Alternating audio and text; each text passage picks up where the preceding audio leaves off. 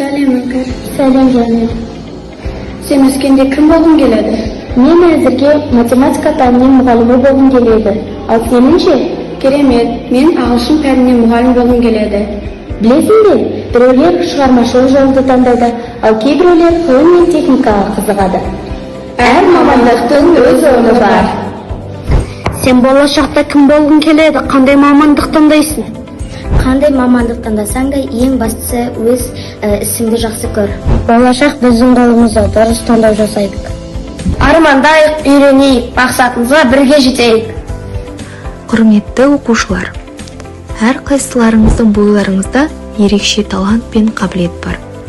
Сіздер болашақтың иесісіздер, еліміздің дамуына үлес қосатын тұлғасыздар. Сондықтан бүгіннен бастап өз болашағыңыз туралы ойлануға, армандарыңызды жүзеге асыруға қадам жасауға шақырамын. Мамандық таңдау – бұл өз жолыңды табу. Бұл тек жұмыс емес, бұл сіздің сүйікті ісіңіз, өміріңіздің маңызды бөлігі.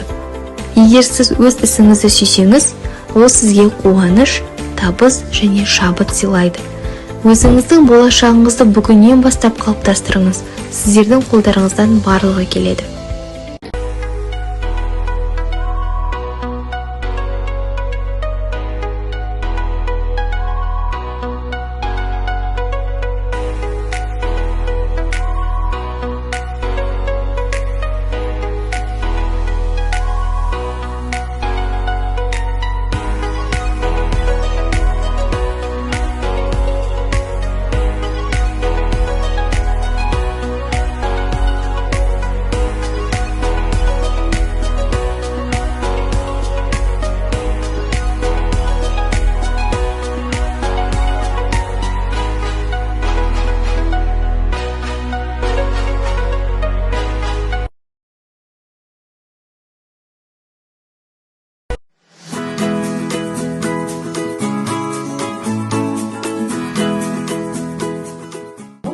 Мамандық таңдауға арналады.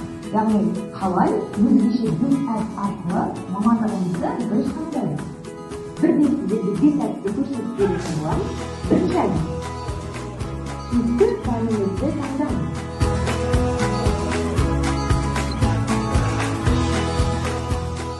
Сол кез келген нәрсені өз ойынан шығарады. Мысалы, бір көлік шығаратын болса, оны өзі Техника, иә? Техника. Программистер өздеріңіз айтыңыздар, ойларыңызды айта ғой.